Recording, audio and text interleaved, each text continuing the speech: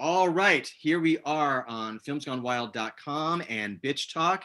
We are virtually at Sundance 2021, and our episode here is going to be talking about the documentary Amy Tan, Unintended Memoir, and we have producer Cassandra Jabola with us. Cassandra, welcome to the show. Hi, thank you Yay. so much for having me. Yeah, Absolutely. Absolutely. So we've got a lot to talk about, and Angela leads off on this segment. yeah. I just have to start by saying I really love your body of work and the stories you choose to tell. You know, obviously we're sitting here today to talk about Amy Tan, but you've worked on Ai Weiwei's film. You really like to highlight issues facing women and people of color.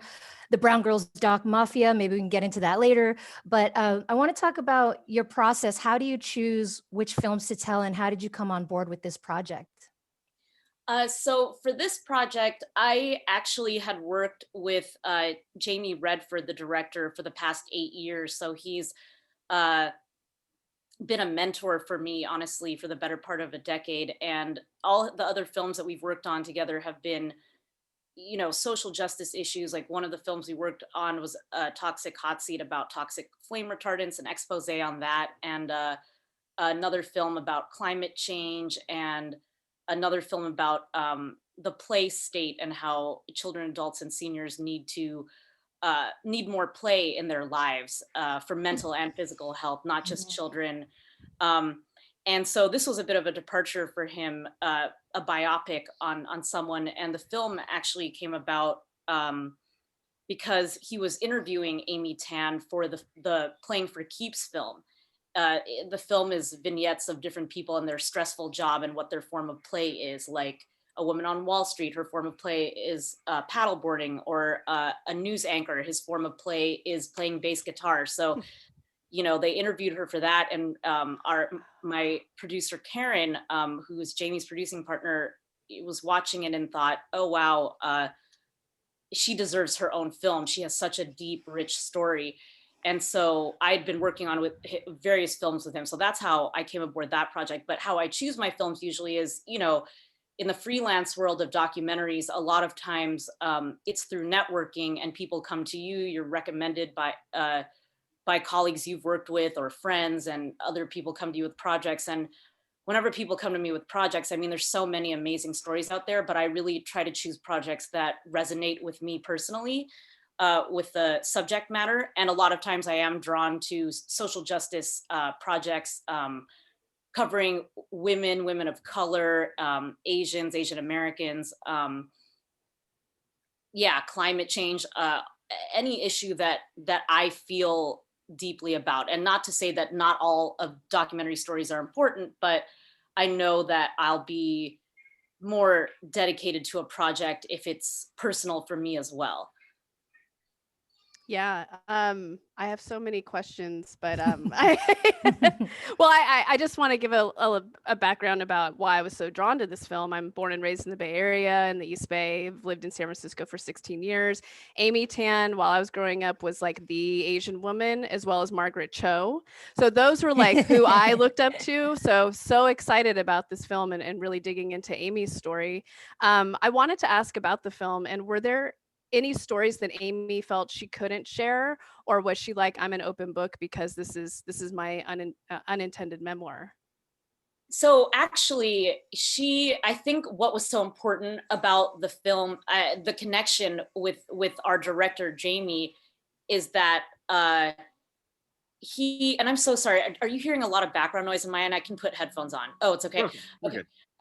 It was that they were friends. So I think for her to be able to share her story, because she is actually a very private person, to be able to be vulnerable and tell her story in her own words, knowing that it was going to be shared with the world. I mean, that is very brave. It's a scary thing to do. And I think it's so important that when it's a biopic like that you trust the person who's telling it. And I think that she had that trust in Jamie, because they had a lot of, they were friends, and they had a lot of shared, they had some commonalities. And I won't give away too much, but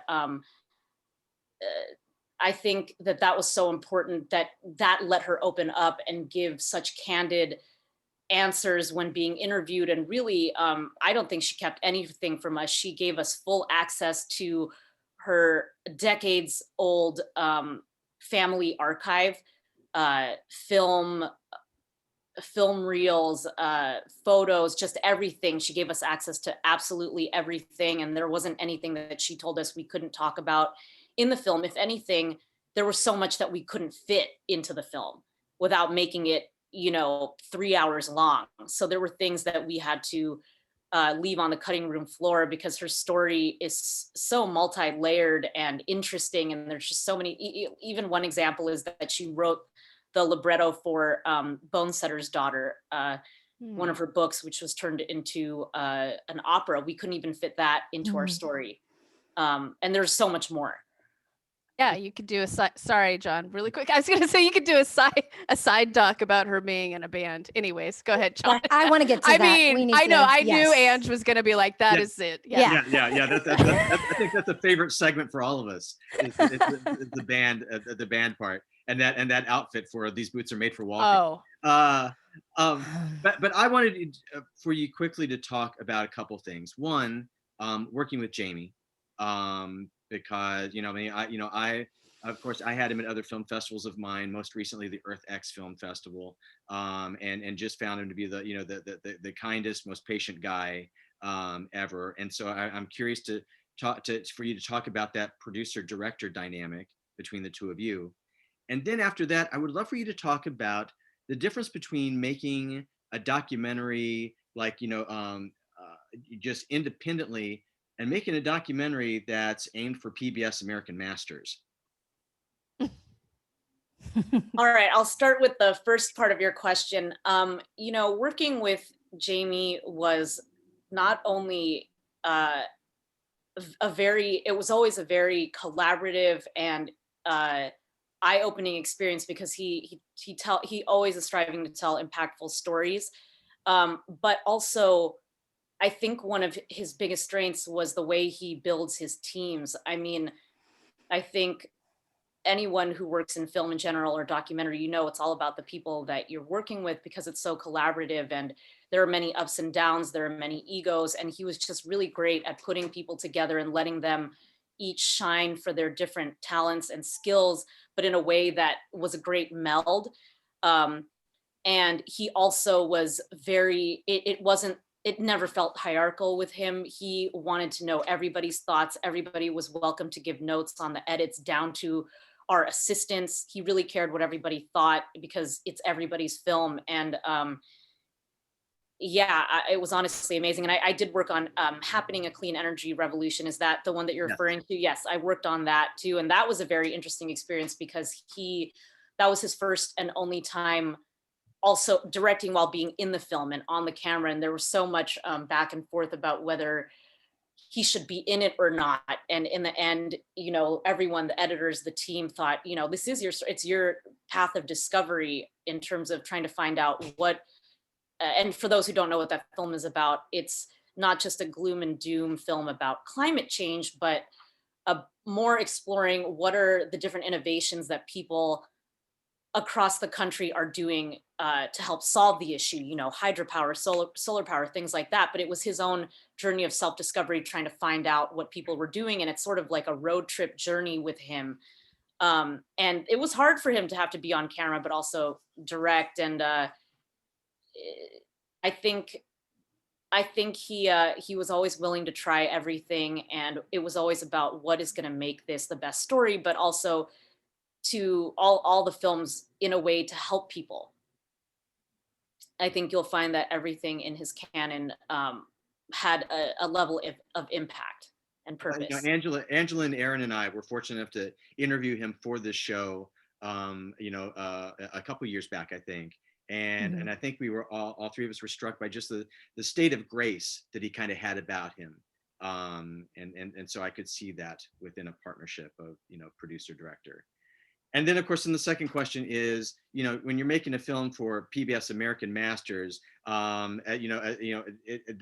are differences therein. and we have a lot of filmmakers watching the show, and I would love for you to, kind of talk about that a little bit. Yeah, so Jamie had this conversation long before we had already known that we were going to be slated with them. It wasn't a situation where we finished the film and then pitched it. So we always knew that we had them, which is not always the case in documentary, where you're usually making it first and then trying to pitch it to distributors. So it's been wonderful to have the PBS American Masters team supporting us and guiding us.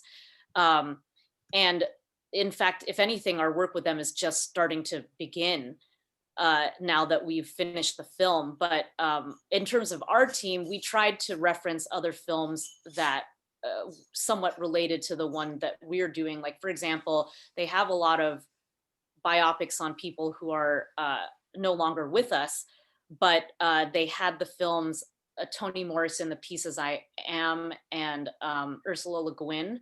And I can't remember the full title of that, but those were two films about women authors, very different women authors, who were able to tell their stories in their own words and be in the film about them, because they were done while they were still, while they're still with us. And ours was similar in that way. So we did our research and we watched those, and we wanted to see what they did. And, of course, and all three are very different authors from each other, what their backgrounds are and what their work entails. But doing that helped, just seeing, because PBS American Masters, they've been around for decades, but no one film is exactly alike. They're not, despite the fact that you have to fit within broadcast standards, they're not all one format, which is really great that they allow their teams to have the freedom to tell the story the way it needs to be told for your particular subject. Yeah, so with this film in particular, there's so many twists and turns that come with telling Amy's story. And, people really like to put the Asian American experience sort of into one mold.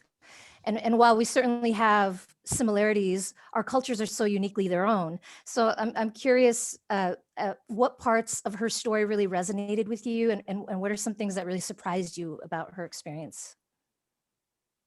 Well, as a Filipina American, and Amy being Chinese American, of course, it's not like you just said, all Asian cultures, they're not exactly the same, but I found that so much more of her story resonated with me than I thought it would throughout. And just even from her upbringing in America, little things like hearing her talk about, I was afraid that there's a line in the film, I was so afraid that my mom would pack Chinese food for lunch, and I was Yes. for my birthday, Yep. but I was so happy to see that she brought the requisite cupcakes. I remember being a kid at school and just being like, please don't pack me rice. I need sandwiches. Everybody else eats sandwiches. No rice. Lunchables, or yeah. Yeah, and wanting to fit in and on levels like that, down to just, her relationship with her mother and what that's like. And I know that people always say with the Joy Luck Club, it's not just about being Asian American, but it's about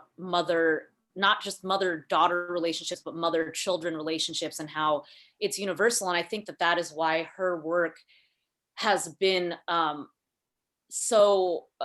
resonated with so many people, even outside of the Asian American community, because even though there's a lot of Chinese and Chinese American culture in her work, it's universal themes of, family, love, loss, pain, things that anybody in any culture could relate to. So I guess I'm getting off of your question a little bit, but in terms of hers, I mean, everything about it, even her talking about, and we cover this in the film, being critiqued by media for not properly representing Asian Americans or writing stereotypes, and talking about how, she really needed to write what was true to herself, and it's tricky thing in representation, because she writes fiction, and I think people who have criticized her work have wanted her to be more political or be a more representative of the community, when really, that's not what she sought out to do. These books are very personal, and they bring to people something that is not that. so it has a significance in other ways. But yeah, I don't want to give away too much of the film, but there's so much that I think people are going to be surprised by, but also really find moving about her story. Yes. And I know we're running low on time, so I had a quick question about her brother Lou, and I don't know if you can expand on this at all, but I really appreciated that you had him on camera and telling some of his story and the family story. Was there anything of his story that was different than Amy's story and how they grew up? I was just curious. Oh, her brother John. Oh, Yeah. John, yeah, I'm sorry. Her husband's name is Lou. Yeah, who we also Yeah. interviewed. Yeah, sorry. No, it's interesting. Of course we mostly interviewed him about her and their life together, and we have quotes with him talking about their mother, and memories around the piano, and there's some great brother sister moments in there, like when he talks about first meeting Amy's boyfriend, who then became her husband, when she brought him home during college, and how he didn't like him at first. And there's just little things where I don't really think their stories didn't match up, but I just love hearing both of their perspectives of the same events. And there's more there that there's so much more that, again, we wanted to include that isn't in there, like little subtleties that I think people would have loved. But yeah, I don't want to give, again, it's hard. I know, I'm trying not to. There's a fun scene in there that kind of harkens back to some of the inspirations for her writing, and scenes from the Joy Luck Club. And yeah, it's wonderful to be able to feature her brother. Yeah. Because again, it's so family oriented, the whole story and her work. Well, I think it's of course an amazing journey that I think, again, all three of us, I think came into it knowing a certain aspect about Amy's life, and then finding out so much more, which of course is a wonderful thing. And I also think one of the strengths of it is showing how a writer's life seeps into their work and fuels it, and much like the title, it becomes unintended. And I think that is also such a special aspect of this film, that such an artful way that you and Jamie did to kind of show us that flow of real life onto the printed page.